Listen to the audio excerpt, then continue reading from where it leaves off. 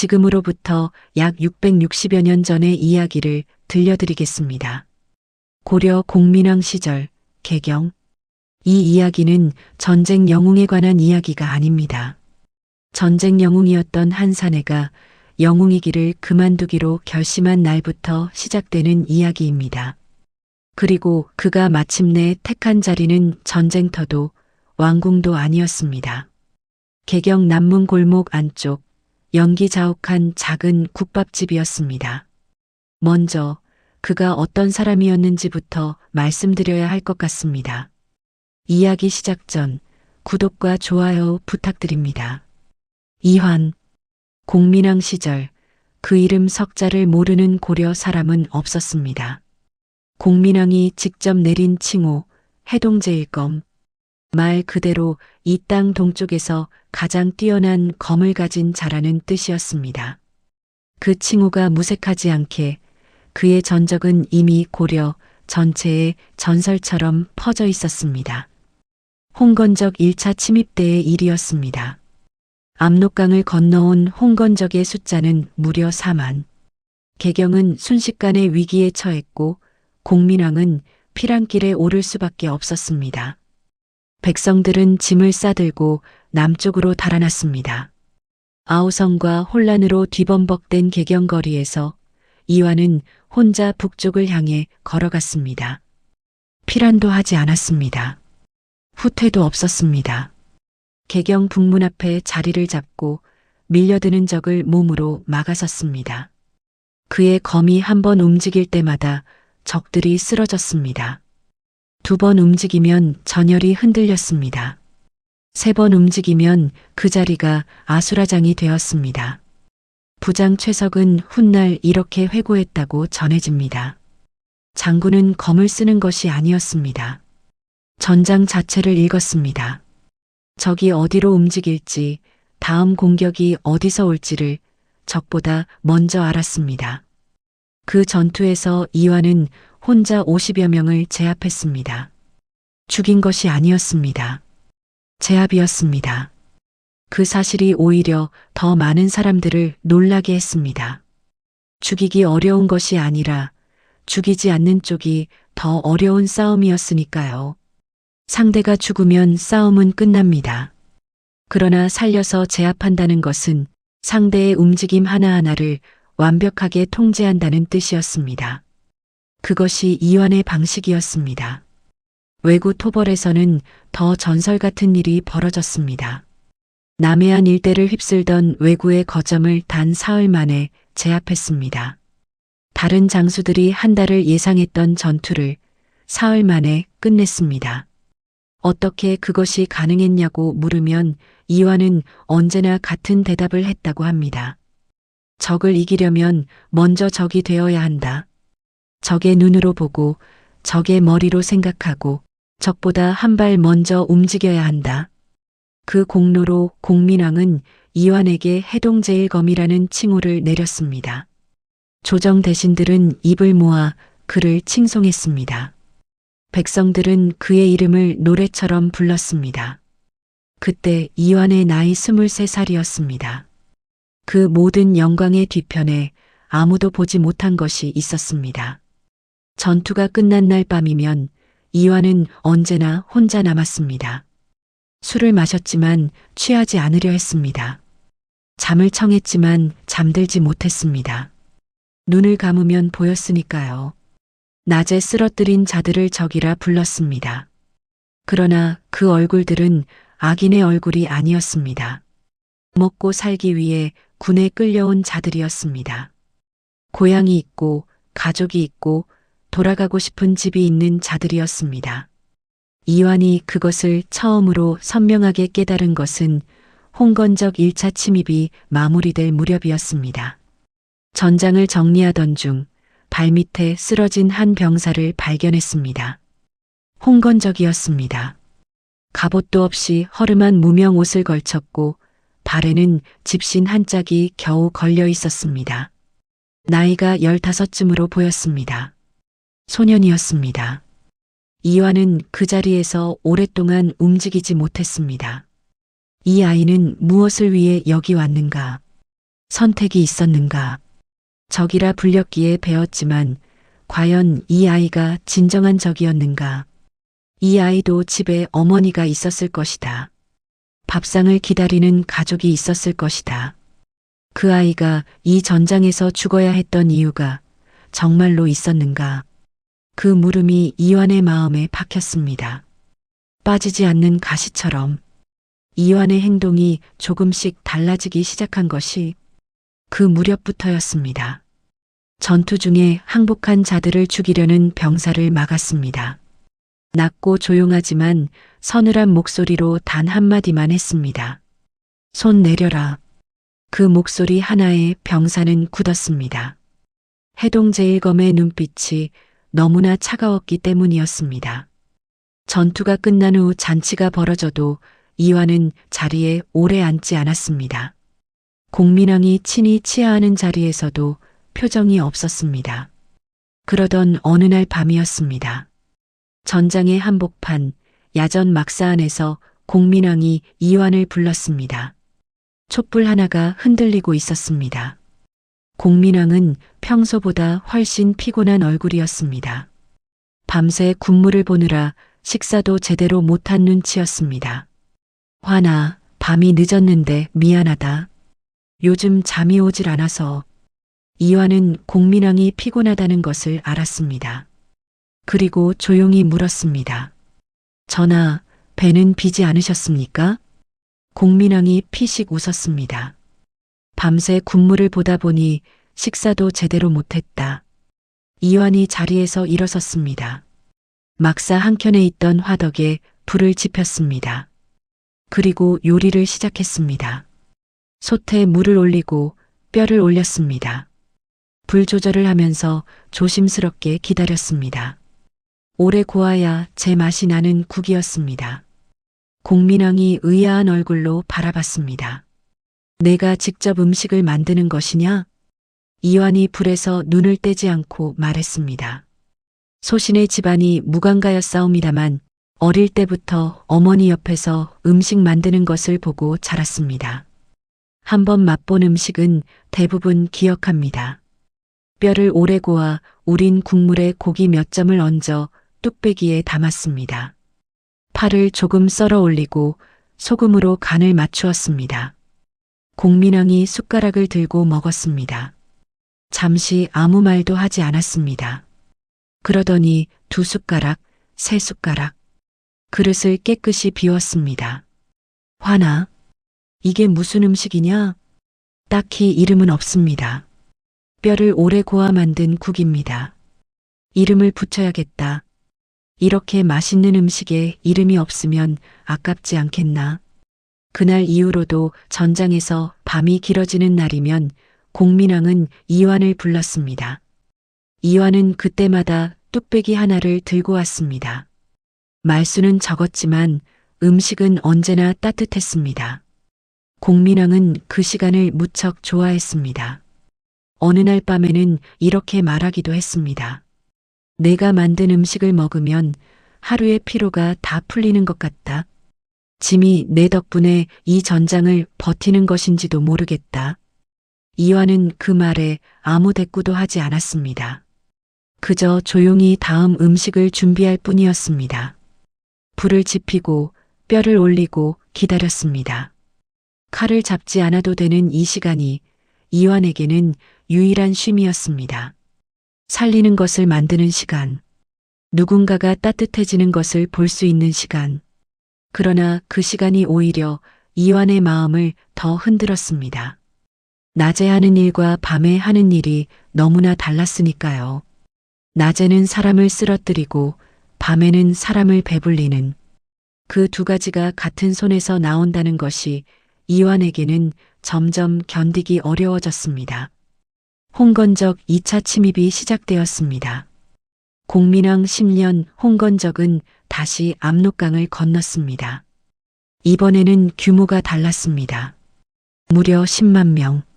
개경은 다시 한번 위기에 처했고 왕은 피란길에 올랐습니다.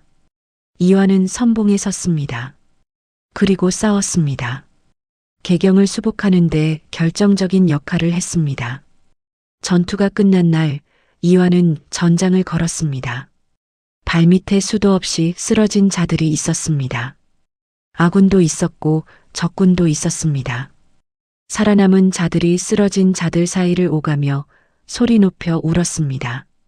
이완은 멈추지 않고 끝까지 걸었습니다. 걸으면서 죽어있는 적의 얼굴들을 봤습니다. 15, 16, 17. 그 얼굴들이 3년 전 그 소년과 다르지 않았습니다.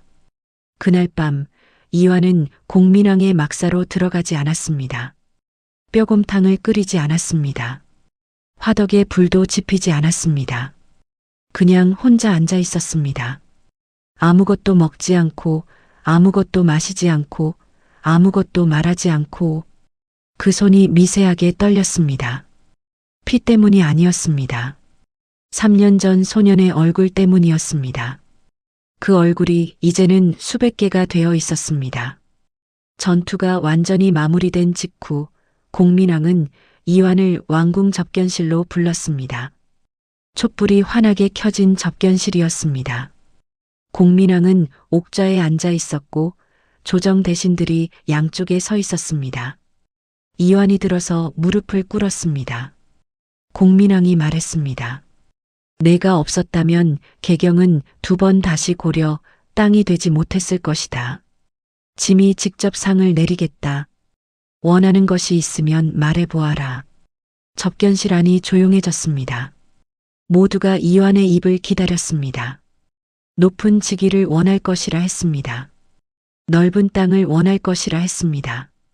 이완은 고개를 들지 않은 채 천천히 입을 열었습니다. 전하, 소신은 이제 칼을 놓고 싶습니다.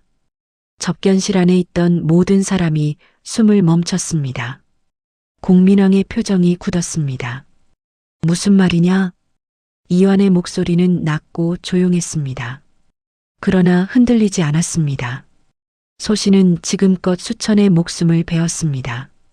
적이라 불렸기에, 명이라 하였기에, 하오나 전하, 소신은 모르겠습니다. 그중 몇이나 진정으로 적이었는지를, 소신이 이 손으로 베어 넘긴 자들 중에 그저 먹고 살기 위해 끌려온 자들이 얼마나 있었는지를. 전하, 소신은 이 손이 두렵습니다. 죽이는 일에 너무 익숙해진 이 손이. 공민왕이 한참 이완을 내려다봤습니다. 그 눈 속에 여러 감정이 흘렀습니다. 분노인지 안타까움인지 혹은 이해인지. 화나, 지금 짐의 전쟁을 탓하는 것이냐? 이완이 이 말을 바닥에 댔습니다. 아니옵니다, 전하. 소신 자신을 탓하는 것이옵니다.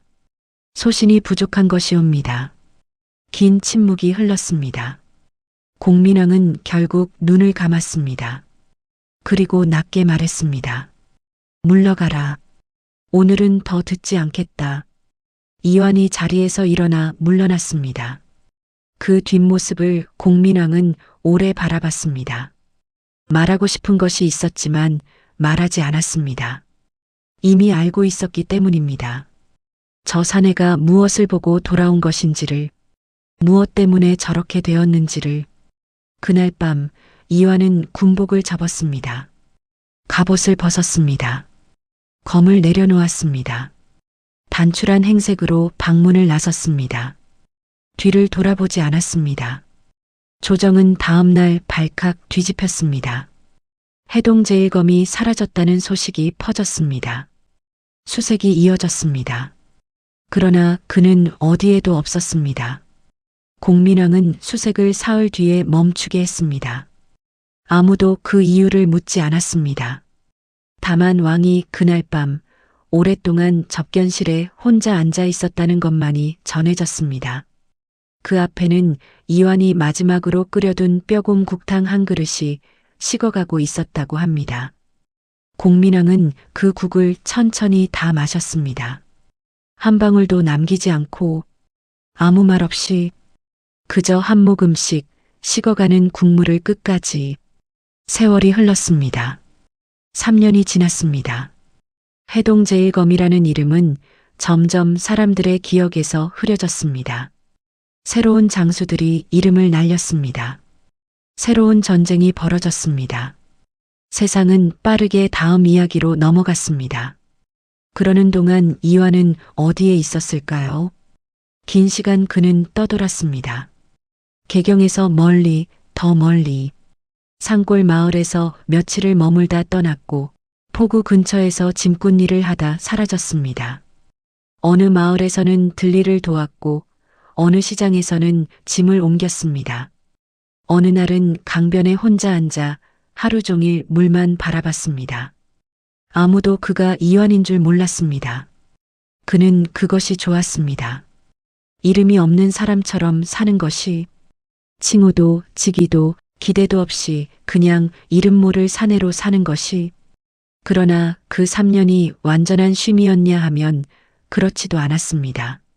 몸은 쉬었지만 마음은 여전히 어딘가를 헤맸습니다. 검없이 살 수 있다는 것은 알았습니다. 그러나 무엇으로 살아야 하는지는 몰랐습니다. 칼을 버렸지만 그 자리에 무엇을 채워야 하는지를 몰랐습니다. 그래서 그냥 걸었습니다. 답이 나올 때까지. 그러다 3년이 지나 다시 개경으로 돌아왔습니다. 26이 된 이완이었습니다.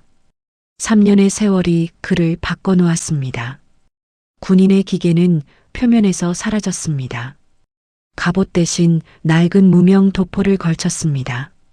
작은 보따리 하나를 들었습니다. 수염이 약간 자랐습니다. 걸음걸이도 달랐습니다. 전에는 보는 것만으로도 길이 열리는 걸음이었지만 이제는 그냥 아무것도 아닌 사람의 걸음이었습니다. 그러나 눈만큼은, 그 조용하지만 모든 것을 꿰뚫어보는 눈만큼은 달라지지 않았습니다. 그가 개경 남문골목으로 들어선 것은 초봄의 어느 날이었습니다. 개경 남문 안쪽 골목. 이른 아침부터 구수한 냄새가 골목을 가득 채우는 집이 하나 있었습니다. 낡았지만 깔끔하고 간판에는 붓글씨로 이렇게 쓰여 있었습니다. 부연내 국밥. 이완은 간판을 올려다봤습니다. 그리고 안으로 들어섰습니다. 가게 안쪽 가마솥에서 하얀 연기가 피어올랐습니다. 뚝배기 부딪히는 소리가 들렸습니다. 나물과 된장이 섞인 냄새가 코를 감쌌습니다. 이완은 빈자리에 조용히 앉았습니다. 그리고 처음으로 어깨가 내려갔습니다. 오래 긴장하고 있었다는 것을 어깨가 내려가는 그 순간에야 알았습니다.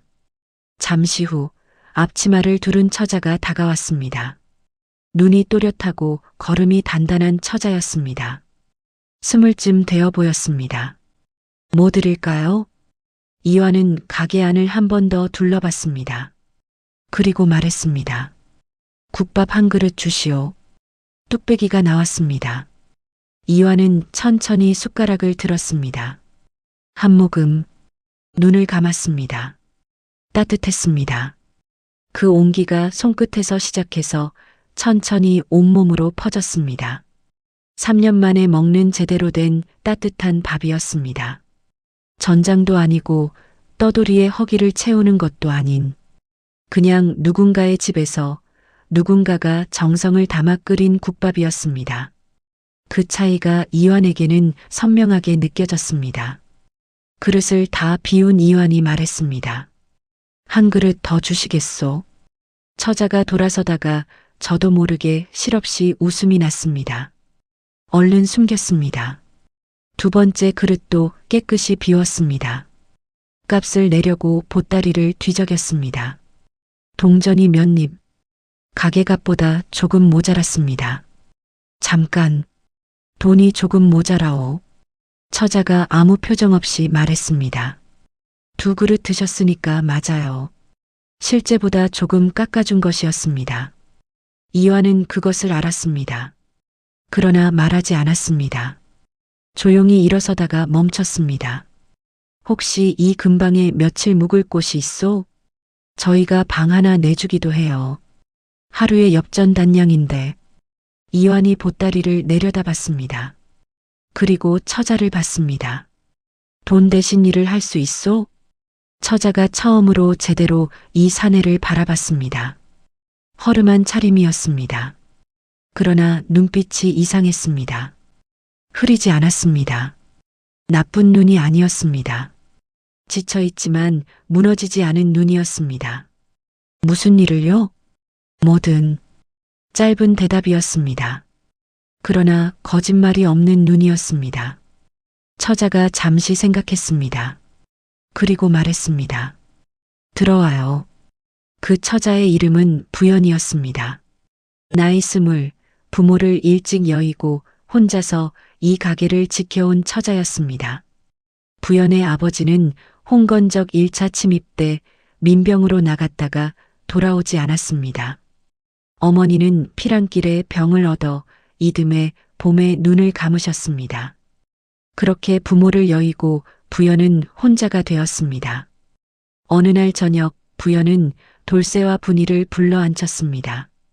모르는 사내를 일꾼으로 들이는 문제를 의논하기 위해서였습니다. 아씨, 아무리 그래도 모르는 사내를 들이는 건. 분이는 눈을 빛내며 끼어들었습니다. 저는 좋아요. 잘생겼잖아요. 분이야. 부연은 둘을 번갈아 보다가 혼잣말처럼 중얼거렸습니다. 눈빛이 나쁜 사람은 아니었어. 그리고 솔직히 일손이 달리잖아. 그렇게 이화는 부연네 가게에 들어왔습니다. 이름을 물었을 때 그는 그냥 환이라고 했습니다. 성도, 고향도 말하지 않았습니다. 부연은 묻지 않았습니다. 일단 설거지부터 해봐요. 어디 봐야 하니까? 이화는 고개를 끄덕이고 설거지를 시작했습니다. 잠시 후 돌쇠가 힐끔 봤습니다. 그리고 굳었습니다. 설거지를 하는 그 손이 이상했습니다.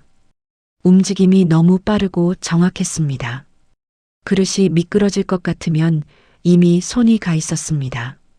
물이 튀는 각도까지 계산한 것처럼 한 방울도 흐르지 않았습니다. 돌쇠는 속으로 생각했습니다. 이 손, 뭔가 이상하다. 다음 날 아침이었습니다. 부연이 배달 온 고기를 받아 썰려고 하는데 칼이 잘 들지 않았습니다. 아, 칼 갈아야 하는데. 그때 야채를 다듬던 환희가 조용히 다가왔습니다. 제가 해도 되겠소? 부연이 칼을 건넸습니다. 환희가 칼을 받아들었습니다. 그리고 잠시 칼을 바라봤습니다. 아주 잠깐 복잡한 무언가가 그 눈을 스쳤습니다.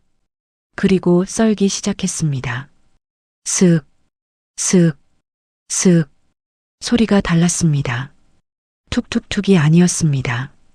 고기가 완벽히 균일한 두께로 잘려나갔습니다. 칼 끝이 단 한 번도 흔들리지 않았습니다. 분이가 옆에서 보다가 속삭였습니다. 저거 사람 맞아요? 부연이 잘려진 고기를 멍하니 내려다보다가 환희를 올려다봤습니다. 전에 무슨 일 하셨어요? 환희가 대답했습니다. 농사짓던 집안이요. 거짓말이었습니다. 부연도 완전히 믿지 않았습니다. 그러나 묻지 않았습니다. 그녀는 그런 사람이었습니다. 사람이 스스로 말할 때까지 기다리는. 며칠이 지난 늦은 오후였습니다. 가게가 한산할 때 부연이 장국을 끓이다가 혼잣말처럼 중얼거렸습니다. 어머니가 끓이시던 국이랑 냄새가 비슷하네. 환희가 가만히 들었습니다. 부연이 쓸쓸하게 웃으며 말했습니다. 어머니 국이 특별한 게 있었거든요.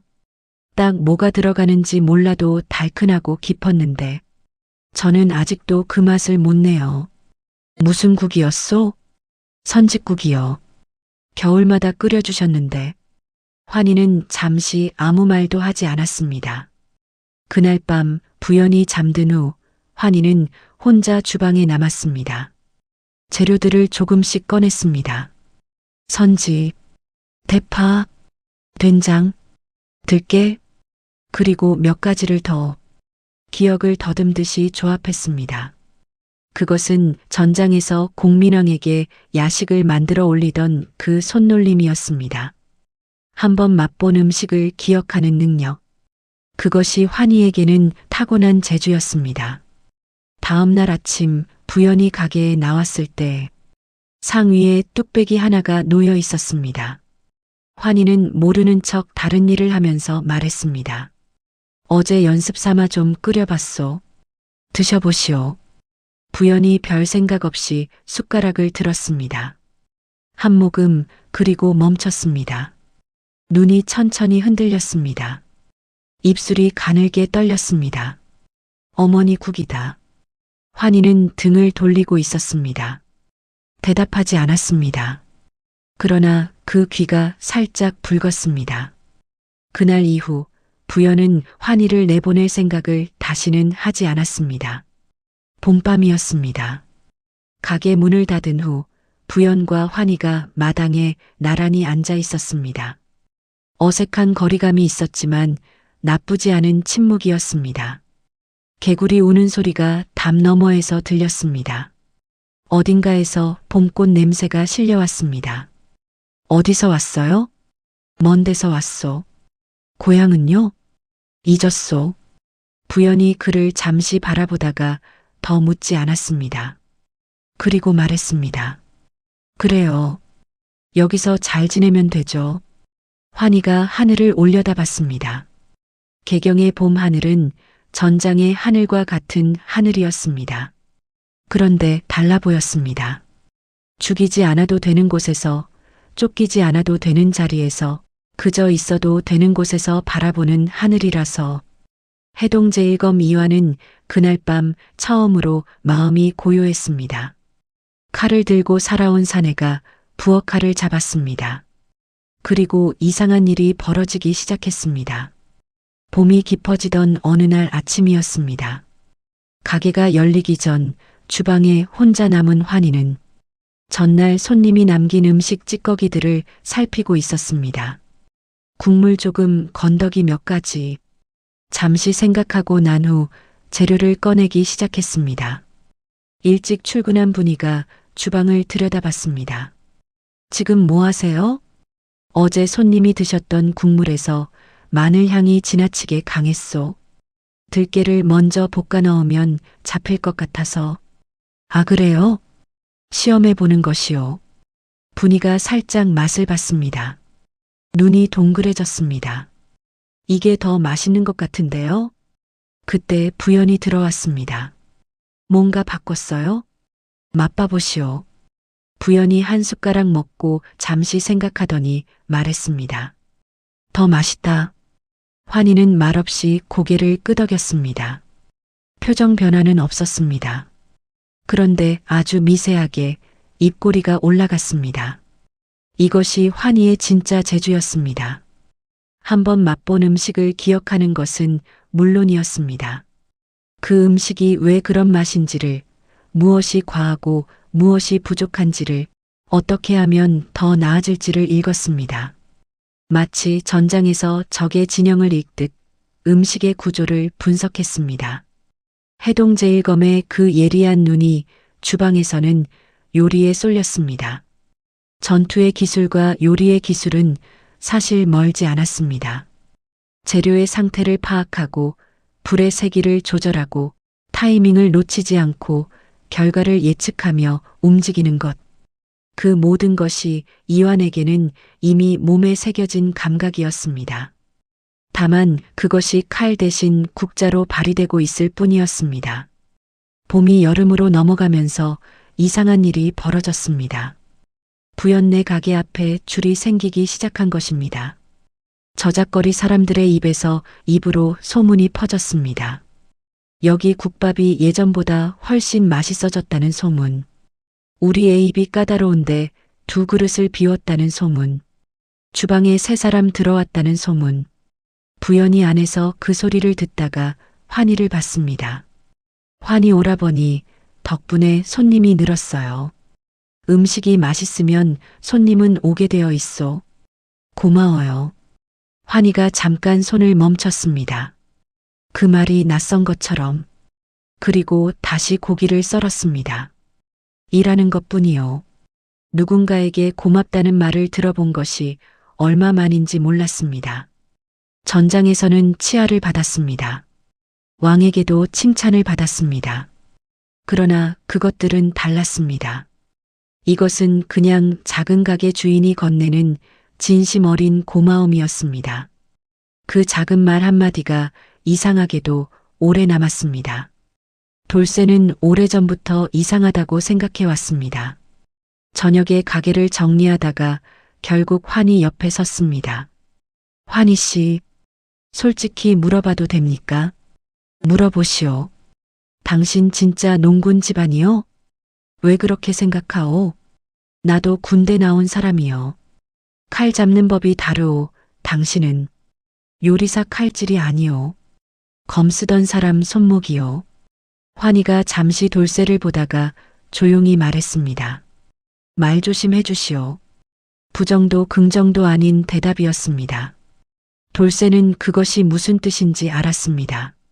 아씨는 모르는 게 낫겠죠? 지금은 그렇소. 돌쇠는 더 묻지 않았습니다.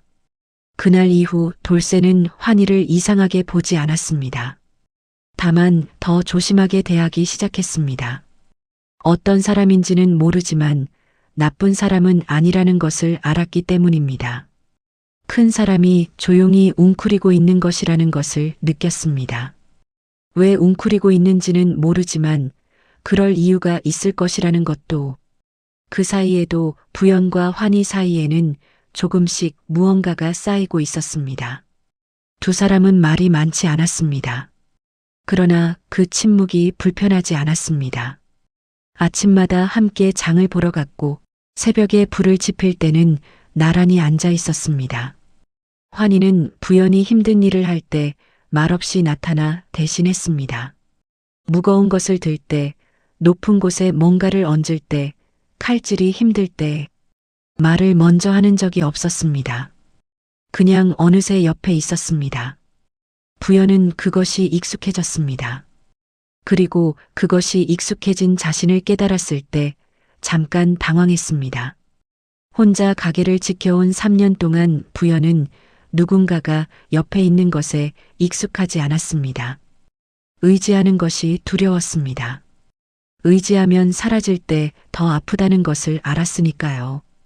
그러나 이 사내는 말없이 옆에 있었습니다. 기대라고 강요하지 않았습니다. 그냥 있었습니다. 그것이 부연에게는 오히려 더 편했습니다. 가을이 왔습니다. 그리고 그 가을에 모든 것이 달라지는 일이 벌어졌습니다. 공민왕 13년 가을, 홍건적이 다시 왔습니다. 2차 침입 때 개경을 수복하기는 했지만 홍건적의 잔당들은 완전히 사라지지 않았습니다. 무리를 잃고 흩어진 자들이 약탈을 위해 개경 안으로 스며들었습니다. 개경 외곽에 봉화가 오르고 저작거리에 피난 행렬이 시작되었습니다. 부연네 가게에도 손님이 끊겼습니다. 아씨, 지금 피난 가야 합니다. 홍건적이 벌써 북쪽을 뚫었다고. 가게를 버리고 어딜 가요? 부모님이 남긴 가게인데. 가게보다 목숨이. 그때 환희가 조용히 일어섰습니다. 분희씨, 돌쇠씨, 아씨를 모시고 뒷길로 피난 준비를 하시오.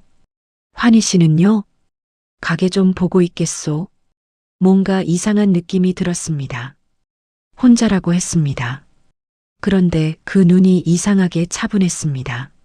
무서워하는 눈이 아니었습니다.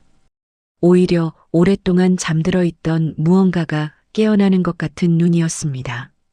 그때였습니다. 가게 앞문이 쾅 열렸습니다. 쏟아져 들어오는 사내들, 홍건적 잔당 병사들이었습니다. 갑옷은 없었지만 칼과 창을 들었습니다. 20이 넘었습니다. 두목처럼 보이는 자가 앞섰습니다. 말이 통하지 않았지만 몸짓은 분명했습니다. 부연을 향해 손가락질했습니다. 인질로 삼겠다는 뜻이었습니다. 분희가 비명을 참으며 뒤로 물러섰습니다. 돌쇠가 앞으로 나서다가 창에 밀려 벽으로 밀렸습니다. 부연이 뒷걸음질 쳤습니다. 그러나 눈을 내리깔지 않았습니다. 환희는 가게 한가운데 서 있었습니다. 그들과 부연 사이에 두목이 비켜나라는 몸짓을 했습니다. 환희는 움직이지 않았습니다. 그리고 조용히 주방에서 쓰던 커다란 식칼을 집어들었습니다. 두목이 비웃었습니다. 요리사가 칼을 들었다고, 주방 사내 하나가 이 인원을 맡겠다고, 그가 어리석다고 생각했을 것입니다. 달려들었습니다. 3년 만에 그 몸이 기억하고 있었습니다. 첫 번째 자의 손목을 쳐서 무장해제 시켰습니다. 바닥에 눕혔지만 죽이진 않았습니다. 두 번째, 세 번째, 흐름이 끊기지 않았습니다. 물처럼 움직였습니다. 넷, 다섯, 여섯, 홍건적들이 서로 엉키기 시작했습니다. 환희는 그 틈새를 누볐습니다. 무기가 필요 없다 싶을 때는 손으로, 피해야 할 때는 몸으로. 상대를 죽이는 것이 아니라 무력하게 만드는 것이 목적이었습니다. 부여는 눈을 뜬 채로 굳어 있었습니다. 저게 사람이 할 수 있는 움직임인가? 저 식칼이 검처럼 움직이고 있었습니다. 20이 넘는 사람들이 눈 깜짝할 사이에 1명씩, 2명씩, 3명씩 쓰러져 갔습니다. 2분도 안 된 시간이었습니다. 20이 넘는 자들이 전부 바닥에 쓰러졌습니다. 죽은 자는 없었습니다. 전부 제압이었습니다. 환희가 숨을 한번 고르고 천천히 돌아섰습니다. 식칼을 내려다봤습니다. 손이 떨리지 않았습니다. 3년 전엔 떨렸는데, 아니, 정확히는 3년 전에 떨렸던 것이 이제는 다른 이유로 안 떨리는 것인지도 몰랐습니다. 지키고 싶은 사람이 뒤에 있었으니까요. 부연이 한 걸음 앞으로 나왔습니다. 환희 오라버니. 환희가 부연을 봤습니다. 5만 가지 말이 목 앞에 차올랐을 것입니다. 결국 나온 말은 이것이었습니다. 다친 데 없어요? 없소. 짧은 침묵. 그때 구석에서 분이가 울음을 터뜨렸습니다. 돌쇠는 쓰러진 홍건적들을 둘러보다가 환희를 봤습니다. 긴 침묵 끝에 한마디만 했습니다. 내가 알아봤잖소. 홍건적 잔당은 광군이 와서 포박해 갔습니다. 그날 밤 가게 안에 불을 작게 켜두고 4사람이 앉았습니다. 분이는 아직 손이 떨렸습니다. 돌쇠는 조용히 환희를 보고 있었습니다. 부여는 무릎 위에 손을 모은 채 바닥을 봤습니다. 놀라셨소. 부연이 고개를 들었습니다. 환희 오라버니는 정체가 뭐예요? 지금은 이 집 주방 일꾼이요. 부연은 그 대답을 들었습니다. 더 묻지 않았습니다. 하지만 눈빛이 전과 달랐습니다. 고마워요. 진심으로. 환희가 고개를 끄덕였습니다. 그 눈이 부연을 보는 눈이 그날부터 조금씩 달라졌습니다. 가을이 깊어가던 어느 날 낯선 손님 둘이 가게에 들어왔습니다. 나이 지긋한 문간 하나와 젊은 무간 하나. 눈빛이 예사롭지 않았습니다. 문간이 국밥을 먹다가 주방 쪽을 훑쳤습니다. 그리고 환희를 보는 순간 잠깐 굳었습니다. 무간이 귓속말을 했습니다. 저 사람이 맞습니까? 그런 것 같소. 환희도 주방에서 그들을 발견했습니다. 저 눈은 아는 눈이었습니다. 시선이 잠깐 마주쳤습니다. 환희는 아무 표정 없이 시선을 거두고 국밥을 담았습니다. 잠시 후 문간이 지나가는 척 주방 옆에 섰습니다. 속삭이듯 말했습니다. 이 장군, 살아계셨군요. 우린 서로 모르는 사람이요. 문간이 잠시 보다가 고개를 숙였습니다. 알겠습니다. 그는 자리로 돌아가 국밥을 다 먹고 값을 치르고 말없이 나갔습니다. 부연이 다가왔습니다. 저 손님들 아는 사람이에요? 아니요. 부연은 그 대답이 진짜가 아닌 줄 알았습니다. 그러나 이번에도 묻지 않았습니다. 그 뒤로도 가끔 그런 손님들이 왔습니다. 환희를 보는 순간 표정이 굳는 손님들, 눈빛이 달라지는 손님들. 그러나 그들은 하나같이 환희의 눈빛 하나에 말을 삼키고 아무것도 모른 척 돌아갔습니다. 환희가 부탁하지 않아도 그들은 알았습니다. 지금 이 사람에게 필요한 것이 무엇인지를 첫눈이 내리는 날이었습니다. 가게 문을 닫고 환희가 혼자 마당에 나와 있었습니다. 눈을 맞으며 하늘을 올려다봤습니다. 부연이 뒤에서 그 모습을 보다가 조용히 나왔습니다. 아무 말 없이 옆에 섰습니다. 같이 하늘을 봤습니다. 한참 후 환희가 먼저 말했습니다. 부연 씨, 네. 나는 오래 머물 수 있는 사람이 아닐 수도 있어. 부연이 환희의 옆 얼굴을 봤습니다. 그거 저한테 하는 말이에요? 아니면 본인한테 하는 말이에요? 환희가 당황한 것처럼 부연을 봤습니다. 부연이 말을 이었습니다. 가고 싶으면 가도 돼요. 붙잡진 않아요. 근데 환희 오라버니. 부연이 잠깐 동안 말을 멈췄습니다. 가고 싶어요? 지금? 환희는 대답하지 않았습니다. 대답하지 못했습니다. 가고 싶지 않기 때문이었습니다. 그게 스스로도 놀라운 것 같았습니다. 두 사람 위로 눈이 내렸습니다. 전장에서는 한 번도 느끼지 못했던 것이었습니다. 이 자리에 이 순간에 있고 싶다는 마음. 해동제일검이 국밥집 마당에서 처음으로 그것을 알았습니다. 겨울, 늦은 저녁이었습니다. 영업이 끝난 뒤 환희 혼자 주방에 남아 새로운 음식을 끓이고 있었습니다. 돼지뼈를 오래오래 고운 국물에 여러 가지를 더하고 있었습니다. 부연이 들어오다가 봤습니다. 그게 뭐예요? 외구 쪽에서 잠깐 접한 방식이요. 뼈를 아주 오래 고우면 맛이 달라지더이다. 외구 쪽이요? 지나가며 들은 것이요. 부연이 웃었습니다. 그 어색한 얼버무림이 왜인지 귀엽다고 느꼈습니다. 맛볼게요. 한 모금 마신 부연의 눈이 커졌습니다. 오라버니, 이거 팔아야겠다. 이름을 뭐라 할까요? 부연이 잠시 생각하다가 말했습니다. 설렁탕, 그냥 그렇게 부르죠. 환희가 고개를 끄덕였습니다. 그 눈에 처음으로 진짜 편안함이 깃들었습니다. 사실 이 국물은 낯선 것이 아니었습니다. 환희가 전장에서 공민왕에게 밤마다 끓여 올리던 그 국이었습니다. 뼈를 오래 고아 만든 국. 따뜻하고 깊은 국. 공민왕이 그 국을 너무나 좋아해서 전쟁이 길어지는 날이면 꼭 찾던 그 국. 이화는 그것을 기억하고 있었습니다. 그리고 이제 다른 사람을 위해 끓이고 있었습니다. 그것이 환희에게는 작은 화해였을지도 모릅니다. 전장에서 시작된 음식을 평화로운 자리에서 이어가는 것. 부연네 가게에 설렁탕이 생겼습니다. 그리고 두 사람 사이에도 무언가가 쌓이고 있었습니다. 말하지 않아도 되는 것이 생기고 말하지 않아도 알 수 있는 것이 생기는 그런 시간이었습니다. 여름비가 내리는 날이었습니다. 손님도 없고 가게는 조용했습니다. 분이와 돌쇠는 일찍 퇴근한 뒤였습니다. 부연이 장부를 정리하고 있었습니다. 환희는 주방을 닦고 있었습니다.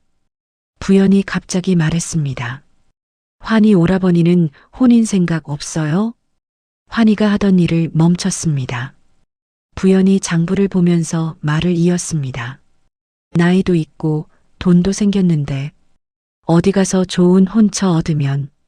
환희가 부연 옆에 와서 앉았습니다. 부연은 고개를 들지 못하고 장부에 눈을 고정했습니다. 부연 씨, 예. 나는 이미 좋은 혼처를 눈앞에 두고 있소. 장부 위에 부연의 붓이 멈췄습니다. 긴 침묵이 흐르고 빗소리만 들렸습니다. 오라버니가 어떤 사람인지도 모르면서요? 알고 싶소? 이미 알아요. 환희의 눈이 흔들렸습니다. 해동제일검이었던 사람이잖아요. 전쟁에 지쳐서 도망쳐온. 환희가 굳었습니다. 돌쇠가 오래전부터 알았고 저도 알아챘어요. 진작에. 환희가 잠시 아무 말도 못하다가 물었습니다. 그런데도 두지 않았소? 부연이 환희를 보며 말했습니다. 그 사람이 지금 내 주방에서 설렁탕 끓이고 있는데 내쫓을 이유가 있어요? 환희가 처음으로 진심으로 웃었습니다. 작고 조용한 웃음이었지만 진짜였습니다. 부연도 웃었습니다.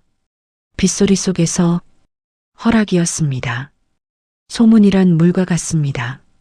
막으면 더 넘치고 놓아두면 흘러 어디든 닿습니다. 개경 남문 골목 부연네 가게의 소문은 어느 순간 성벽을 넘어 있었습니다. 뼈를 오래 고아 만든 설렁탕 한 그릇이 개경 전체를 조금씩 바꿔놓기 시작했습니다. 부연히 가게가 소문이 나면서 자연스럽게 시기하는 사람이 생겼습니다. 병난도 항구에서 큰 주막을 운영하던 최 씨가 그랬습니다.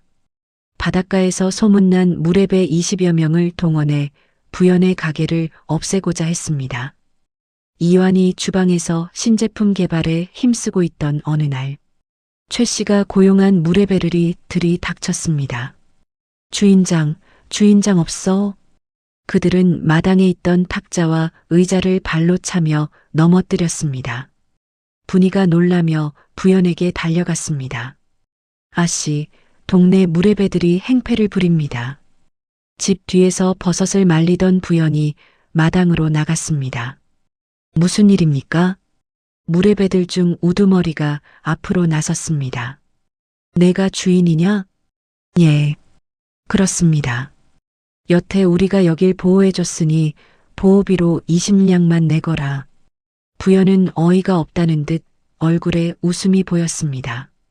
당신들이 여기를 보호해줬다고요? 그렇다.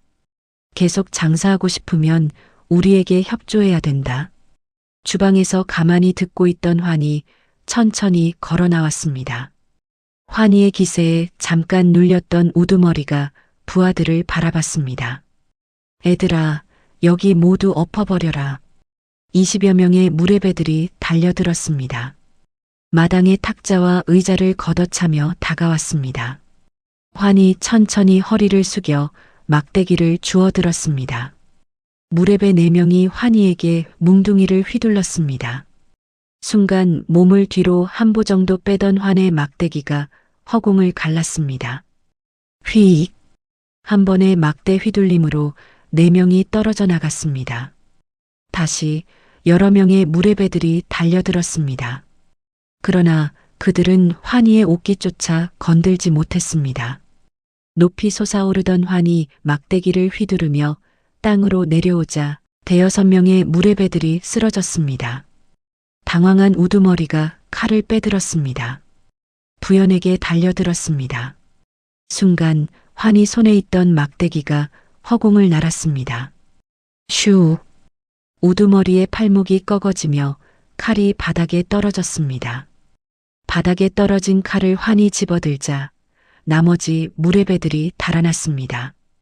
우두머리와 10여 명의 무례배는 관가에 넘겨졌습니다. 분이와 돌쇠는 믿기지 않은 눈으로 환희를 바라보고 있었습니다. 부연과 환희의 시선이 잠깐 교차되더니 허공을 행했습니다. 봄이 왔습니다. 부연네 가게 앞에는 이른 아침부터 줄이 섰습니다. 골목을 돌아 줄이 이어졌습니다. 저작거리 곳곳에서 소문이 흘렀습니다. 남문 쪽 부연네 국밥집이 요즘 아예 다른 집이 됐다는 소문. 설렁탕이라는 음식이 한번 먹으면 다른 데 발이 안 간다는 소문. 동북면에서 일부러 내려온 사람도 있다는 소문. 환희 씨, 오늘도 재료가 부족할 것 같아요. 새벽 시장에 미리 사람 보내시오. 돌쇠 씨, 이미 갔습니다. 분이가 신이 나서 끼어들었습니다. 오늘은 서경 포목상 어른도 오신대요. 소문 듣고 일부러. 환희는 그냥 칼을 들고 재료를 썰었습니다. 흔들림이 없었습니다. 그가 만드는 음식은 단순히 맛있는 게 아니었습니다. 사람들은 이렇게 말했습니다. 이 집 음식을 먹으면 쉬어지는 것 같다고. 오래 걸어온 사람이 자리에 앉아 숨을 고르듯 그런 음식이라고. 그것은 우연이 아니었습니다. 환희가 그 음식을 만들 때의 마음이 그러했습니다. 먹는 사람이 따뜻해지기를 바라는 마음. 전장에서 밤마다 공민왕을 위해 국을 끓이던 그 마음의 연장선이었습니다. 어느 날 오후였습니다. 낯선 무관 하나가 가게에 들어섰습니다. 30대 중반의 단단한 체구로 눈빛은 군인의 그것이었습니다.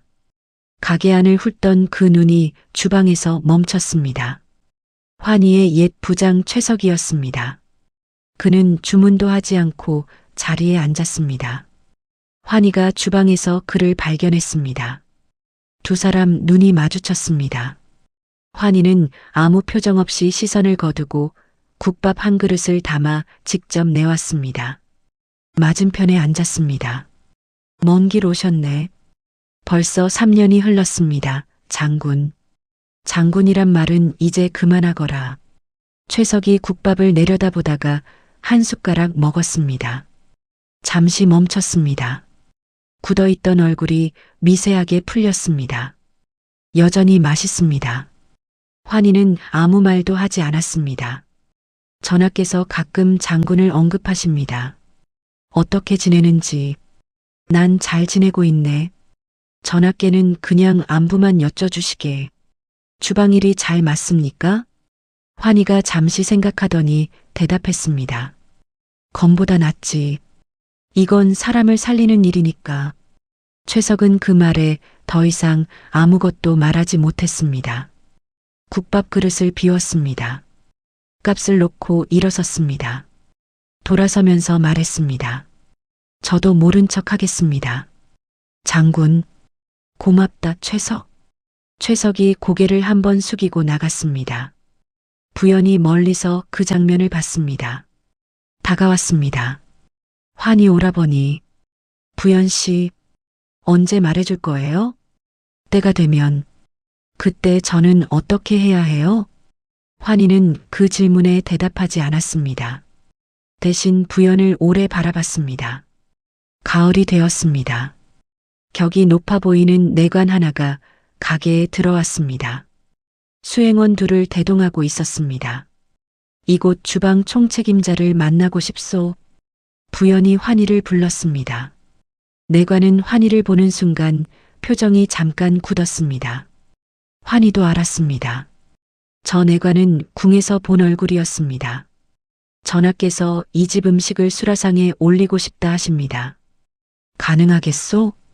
분이가 속으로 기절할 것 같았습니다. 수라상이라고요? 환희가 부연을 봤습니다. 결정은 주인장이 하라는 눈빛이었습니다. 어떤 음식을 원하십니까? 전하께서 특히 설렁탕을 드셔보고 싶다 하셨소. 환희의 얼굴에 미세한 흔들림이 지나갔습니다. 공민왕이 알고 있는 것이었습니다. 내가 여기 있다는 것을, 설렁탕을 만드는 사람이 누구인지를. 그러나 환희는 고개를 끄덕였습니다. 준비하겠소. 며칠 후 환희가 직접 담은 설렁탕이 궁으로 전달되었습니다. 공민왕이 그 앞에 앉았습니다. 한 숟가락을 들었습니다. 먹으면서 눈을 감았습니다. 그 맛이었습니다. 전장의 밤, 촛불 하나 아래서 마시던 그 국물이었습니다. 이완이 직접 불을 지피고 뼈를 고아 만들어 오던 그 국물. 말없이 뚝배기를 내밀던 그 사내의 따뜻한 국물이었습니다. 공민왕의 눈 속에 그리움 같은 것이 흘렀습니다. 어떠하십니까, 전하? 살아있구나. 전하? 아무것도 아니요. 잘 됐다는 것이요. 공민왕은 그 후에도 종종 부연내 음식을 궁으로 들였습니다. 그러나 직접 찾아가거나 이완을 불러들이는 일은 없었습니다. 그것이 왕이 줄 수 있는 마지막 배려였습니다. 왕은 알았습니다. 그 사람에게 필요한 것이 전장도 칭호도 왕의 곁도 아니라는 것을. 그저 조용히 살아있기를 바랐습니다. 따뜻한 국물을 끓이며. 겨울 첫눈 내리는 날이었습니다. 작은 혼례가 있었습니다. 가게 마당을 치우고 촛불 몇 개를 켰습니다. 돌쇠와 분이가 옆에 섰습니다. 환희와 부연이 맞절을 했습니다. 에이, 축하드립니다. 분이는 이미 훌쩍이고 있었습니다. 아씨가 드디어 시집가요, 으앙. 왜 울어, 분이야. 아씨가 울어야 하는데 본인이 안 우니까 제가 대신 울잖아요. 환희가 그 소동을 보며 조용히 웃었습니다. 부연이 그 웃음을 봤습니다. 그리고 비로소 눈이 살짝 젖었습니다. 화려한 혼례도 큰 잔치도 없었습니다. 그러나 두 사람 모두 이 순간이 평생 잊히지 않을 것임을 알았습니다. 세월이 흘렀습니다. 결혼 이듬해 봄에 처자이가 태어났습니다. 아들이었습니다. 돌쇠가 아이를 안고 씨름하듯 달래다가 아기에게 수염을 잡혔습니다. 분이는 옆에서 박수를 쳤습니다. 가게가 확장되었습니다. 낡은 국밥집이 아니었습니다. 깨끗하고 넓은 요리집으로 바뀌었습니다. 그러나 간판은 그대로였습니다. 부였네. 환희는 젊은 요리사 둘을 거두어 칼질을 가르쳤습니다. 천천히 정확하게. 실수하면 화내지 않고 조용히 다시 잡아줬습니다. 환희를 기억하는 사람들이 찾아왔습니다.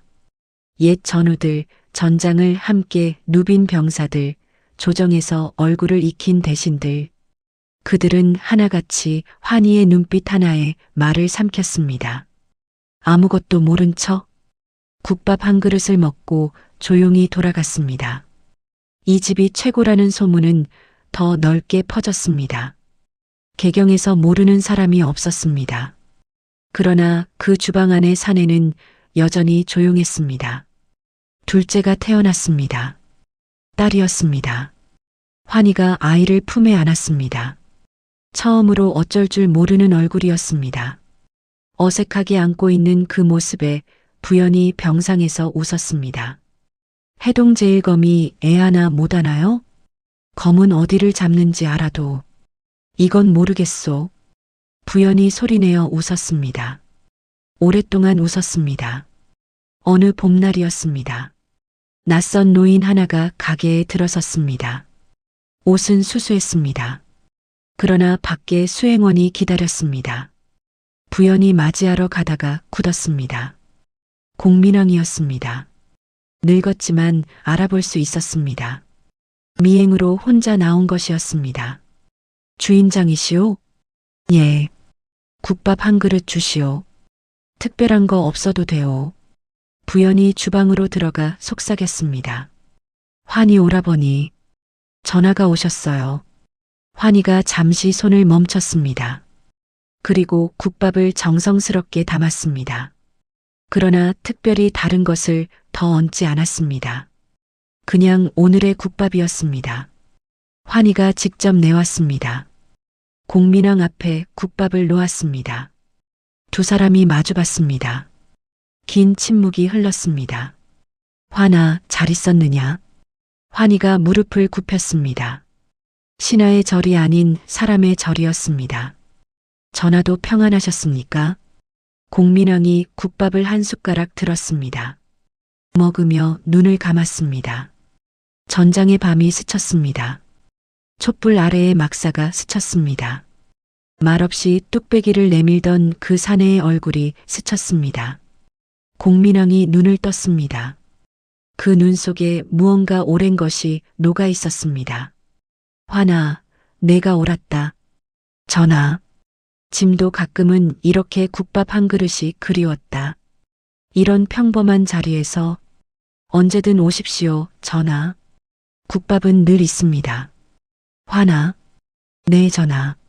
내가 널 필요로 할 때 부르면 한 번은 와줄 수 있겠느냐? 전하께서 부르시면 백성의 한 사람으로서 반드시 달려가겠습니다. 환아, 내가 널 부르는 건 백성의 한 사람으로 부르는 게 아니다. 전하, 소인이 쓰는 칼은 이제 용도가 달라졌사옵니다. 내가 그걸 모르는 바 아니다. 공민왕의 얼굴에 깊은 어둠이 내렸습니다. 그냥 친구로서 널 부를 때를 말하는 것이다. 전하, 제가 친구로서 전하께 가는 것은 어렵지 않사옵니다. 언제든 찾으시면 달려가겠사옵니다. 공민왕이 미소를 지었습니다. 피곤하지만 진짜 웃음이었습니다. 그 뒤로도 공민왕은 가끔 미행으로 이 골목을 찾았습니다. 격식도 수행원도 없이 그냥 국밥 한 그릇을 먹으러. 두 사람은 그 시간에 많은 말을 하지 않았습니다. 그럴 필요가 없었습니다. 오랜 전장을 함께 버텨온 사람들이었으니까요. 한 사람은 왕으로, 한 사람은 검으로. 그러나 이제 이 자리에서만큼은 그냥 사람 대 사람이었습니다. 국밥 한 그릇을 사이에 두고 해가 기울던 어느 저녁이었습니다. 가게 문을 닫은 후 마당에서 아이들이 뛰어놀았습니다. 아들이 나무 검을 들고 놀았습니다. 딸이 그 뒤를 쫓아다녔습니다. 부연이 마루에 앉아 그것을 봤습니다. 환희가 옆에 앉았습니다. 살짝 나이가 든 얼굴이었지만 눈은 여전히 조용하고 또렷했습니다. 아들이 달려오며 소리쳤습니다. 아버지, 저도 나중에 장군 될 수 있어요? 장군이 되고 싶으냐? 응, 제일 강한 장군이요. 환희가 아들의 머리를 쓰다듬으며 말했습니다. 강한 사람이 되고 싶으면 먼저 따뜻한 사람이 되어라. 아들이 잘 이해 못한 얼굴로 고개를 끄덕이고 다시 달려갔습니다. 딸도 따라갔습니다. 따뜻한 사람이요? 무기 가진 사람보다 따뜻한 밥 한 그릇 줄 수 있는 사람이 더 오래 남는 것 같소? 오라버니가 그렇게 됐잖아요. 부연, 그대 덕이요. 그거 인정은 해줄게요. 두 사람이 마당에서 뛰어노는 아이들을 봤습니다. 저녁빛이 길게 내려앉았습니다. 개경의 골목 위 부연내 위로, 그리고 두 사람 위로. 그가 해동제일검이었다는 걸 아는 사람은 몇 없었습니다. 세상은 그를 그냥 기억했습니다. 부연내 주방장이며 설렁탕을 잘 끓이는 사람, 칼질을 귀신같이 하는 사람, 조용하고 무뚝뚝하지만 음식에만큼은 진심인 사내. 그러나 그것으로 충분했습니다. 매일 새벽 불을 지피고 국물을 끓이고 칼을 들었습니다. 죽이는 칼이 아닌 먹이는 칼로. 그 칼이 움직일 때마다 누군가가 따뜻해졌습니다. 누군가가 배불렀습니다. 누군가가 하루를 버텼습니다. 칼은 두 가지가 있습니다. 배는 칼과 살리는 칼. 이화는 늦게야 알았습니다. 자신이 진짜 쓰고 싶었던 것이 어느 쪽인지를. 그리고 그는 남은 생을 그 칼을 들고 살았습니다. 후회 없이. 해동제일검 이환. 그는 전쟁에서 사라졌고 밥상 위에서 다시 태어났습니다.